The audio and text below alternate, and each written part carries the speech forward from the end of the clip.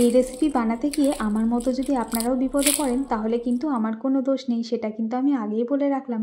এক বাটি ময়দা আর একটা আলু দিয়ে এরকম অজস্র লেয়ারযুক্ত মুচমুচে খাস্তা দুর্দান্ত স্বাদের আলু প্যাটিস যদি বাড়িতে বানিয়ে নেওয়া যায় তাহলে তো বারবার বানিয়ে খাওয়ানোর অনুরোধ আসবেই। তো তখন কিন্তু আমার কোনো দোষ নেই, সেটা আমি আগেই বলে রাখলাম। তো থালার মধ্যে নিয়েছি এক বাটি ময়দা, হাফ চা চামচ লবণ, এক চা চামচ চিনি, হাফ চা চামচের মতো নিয়েছি জোয়ানটা হাতে একটু ঘষে দিয়ে দিলাম। এরপর শুকনো উপকরণগুলো প্রথমে মিশিয়ে নিই, তারপর দিয়ে দিলাম ওই 1 থেকে 1.5 টেবিল চামচ মতো সাদা তেল। এখন ময়ানটা খুব বেশি না দিলেও হবে। এরপর ময়ানটা ময়দার সাথে ভালো করে মাখিয়ে নিচ্ছি। ভিডিওটা একটু স্কিপ না করে শেষ পর্যন্ত দেখুন। আমি ঠিক যেভাবে বানাচ্ছি ঠিক সেইভাবে সেই রেসিপি ফলো করে যদি আপনারাও প্যাটিস বাড়িতে বানান দেখবেন মুচমুচে খাস্তা অজস্র লেয়ারযুক্ত আর দোকানের থেকেও 10 গুণ বেশি স্বাদের প্যাটিস কিন্তু আপনারাও বাড়িতে বানিয়ে নিতে পারবেন।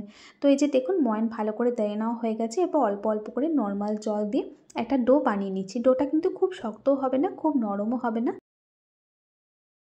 দেখুন ডোটাকে আমি এভাবে মেখে নিয়েছি, খুব শক্তও না খুব নরম না। এরপর আমি ঢাকা দিয়ে রেখে দিচ্ছি ওই 20-25 মিনিটের মতো। ততক্ষণে আমি আলু প্যাটিসের জন্য পুরটাকে রেডি করে নেব। তো কড়াইয়ে দিয়ে দিলাম সামান্য পরিমাণ একটুখানি সাদা তেল, তার মধ্যে একটুখানি কাজু আর কিশমিশ হালকা করে ভেজে নিচ্ছি। কাজু কিশমিশ দেওয়াটা কিন্তু অপশনাল, ইচ্ছা হলে দেবেন, ইচ্ছে না হলে নাও দিতে পারেন। বা এখানে আপনারা একটুখানি চীনাবাদামও ভেজে নিয়ে দিতে পারেন, যেটা আপনাদের পছন্দ সেটা সেভাবে দিয়ে নেবেন। এখানে কাজ কমাতে গিয়ে আমি কাজু কিশমিশটাকে কড়াই থেকে না তুলে সাইডে সরিয়ে রেখেছিলাম। তাতে কি হয়েছিল, কাজু কিশমিশটা তলার দিকটা একটু একটু পুড়ে গেছিলো। তো আপনারা কড়াই থেকে কাজু কিশমিশটা ভেজে তুলে নেবেন। এরপর দেখুন হাফ চা চামচ করে দিয়েছি মৌরি আর গোটা জিরে তেলের উপর ফোড়নে। ফোড়ন ভাজা হয়ে গেলে দিলাম একটা ছোট সাইজের পেঁয়াজ কুচি আর লঙ্কা কুচি। ঝালটা আপনারা নিজেদের পছন্দ মতো কম বেশি করে নেবেন। এরপর লঙ্কা কুচি আর পেঁয়াজ কুচিটাকে একটু হালকা করে ভেজে নিলাম, একদম লাল লাল করে ভাজা কিন্তু কোনো দরকার নেই। এরপর দেখুন এখানে নিয়েছি পরিমাণ মতো একটু করে জিরে গুঁড়ো, হলুদ গুঁড়ো আর কাশ্মীরি লঙ্কার গুঁড়ো। হাফ চা চামচের থেকে একটু কম করে নিয়েছি কারণ আলুর পরিমাণ কম।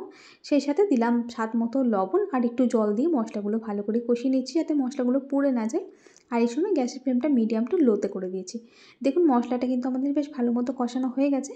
এখন এর মধ্যে আমি দিয়ে দেবো একটা সেদ্ধ আলু। এখানে আমি একটাই সেদ্ধ আলু সেদ্ধ করে রেখেছিলাম। এই একটা সেদ্ধ আলু দিয়েই আর এক বাটি আটা দিয়েই কিন্তু অনেকগুলো আলু প্যাটিস আমাদের তৈরি হবে। এরপর দেখুন এখানে আমি একটু ছোটো এলাচ দানাগুলো ভালো করে থেতো করে নিয়ে খোসা সহায় দিয়ে দিলাম। এই এলাচটা দেওয়ার কারণে না পুরের টেস্টটা দুর্দান্ত হয়, খেতে ভীষণ ভালো লাগে। তার সাথে একটুখানি কাসুরি মেথি ড্রাই রোস্ট করে নিয়ে দিয়ে দিলাম। আর এখানে আপনারা আমি যেভাবে আজকে প্যাটিসের জন্য পুরটা বানাচ্ছি আপনারা কিন্তু সেই একইভাবে সিঙ্গাড়া বানানোর জন্য পুরটা বানিয়ে নিতে পারেন। পুরের টেস্টটা কিন্তু ভীষণ ভালো হয়েছিল।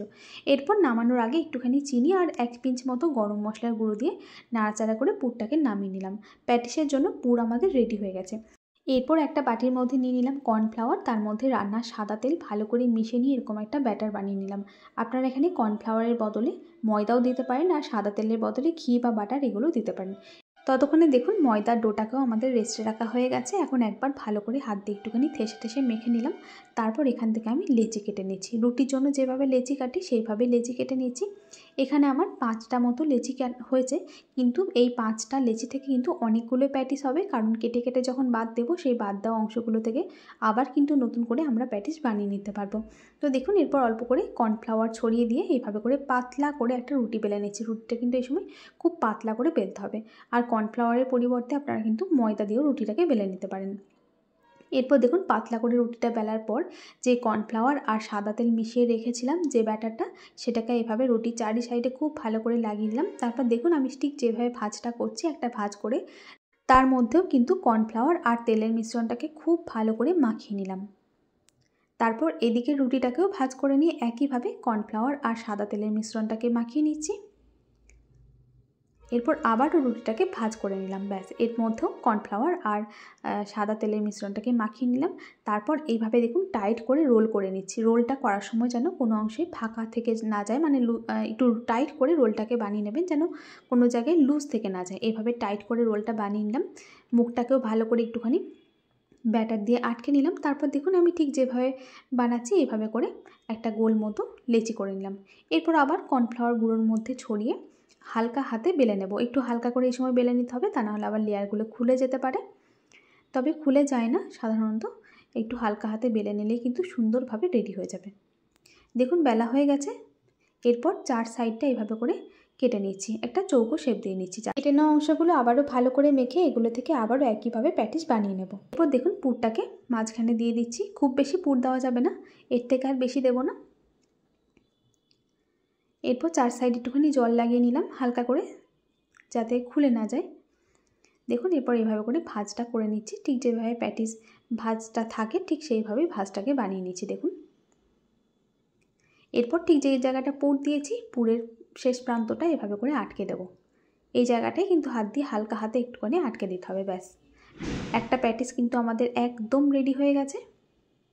দেখুন কত সুন্দর হয়েছে। আরও একটা প্যাটিস দেখুন, আমি আপনাদের ভাঁজটা দেখিয়ে দিচ্ছি। সত্যি কথা বলতে কি বন্ধুরা, বাইরের থেকেও দোকানে কিনে প্যাটিস খেয়েছি, কিন্তু বিশ্বাস করুন নিজে বানিয়েছি বলে বলছি না, এরকম স্বাদ কিন্তু বাইরের কেনা প্যাটিসের মধ্যে কিন্তু কোথাও পাইনি। দুর্দান্ত স্বাদ হয়েছিল। রেসিপিটা আপনারা শেষ পর্যন্ত দেখুন, ভালো লাগলে একবার হলেও আপনারা এইভাবে ঠিক আমি যেভাবে বানালাম ঠিক সেইভাবে আপনারা আলু প্যাটিস বাড়িতে বানিয়ে দেখবেন, খেতে দুর্দান্ত হয়। একবার যদি বাড়িতে বানিয়ে খান না, তাহলে কিন্তু বাইরে থেকে কিনে আর কখনও খেতে মন চাইবে না। আর একবার বানিয়ে যদি বাড়িতে ছোট বড় যাকেই খাওয়াবেন না কেন বারবার বানিয়ে খাওয়ানোর কিন্তু অনুরোধ আসবে, তখন কিন্তু পড়তে হবে বিপদে। তাই বানালেও কিন্তু বুঝে শুনে বানাবেন। তো এই যে দেখুন হালকা আছে, আঁচ কমিয়ে কমিয়ে হালকা আছে প্যাটিসগুলোকে এভাবে করে ভেজে নিচ্ছি। খুব সাবধানে একটুখানি উল্টে পাল্টে ভাজতে হবে, কারণ লেয়ারগুলো তা না হলে আবার ভেঙে যেতে পারে। একদম একটু ভাজা হতেই কিন্তু একদম মুচমুচে আর খাস্তা হয়ে যায়, লেয়ারগুলো পুরো বেরিয়ে আসে, খেতে দুর্দান্ত হয়।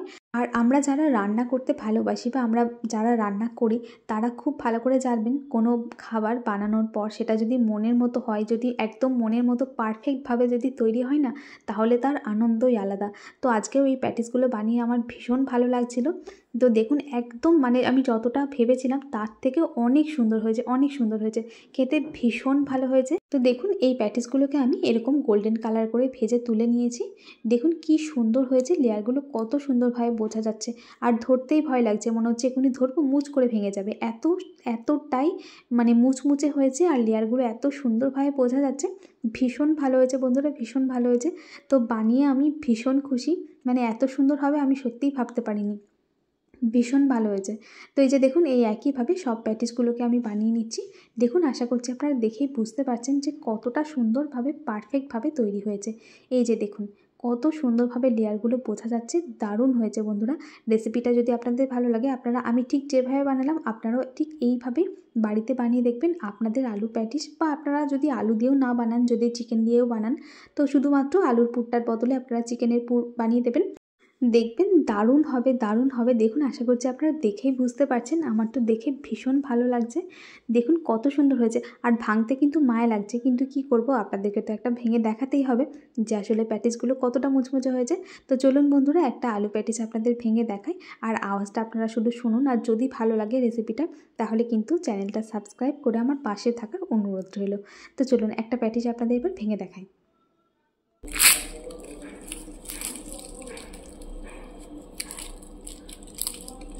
ভাঙার শব্দ শুনে বা লেয়ারগুলো দেখে আশা করছি আপনারা বুঝতেই পারছেন যে প্যাটিসগুলো কতটা পারফেক্ট হয়েছে।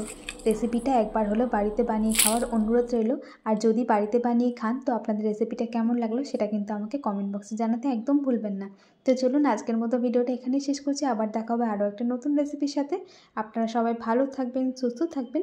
ভিডিওটি শেষ পর্যন্ত দেখার জন্য আপনাকে জানাই অসংখ্য ধন্যবাদ।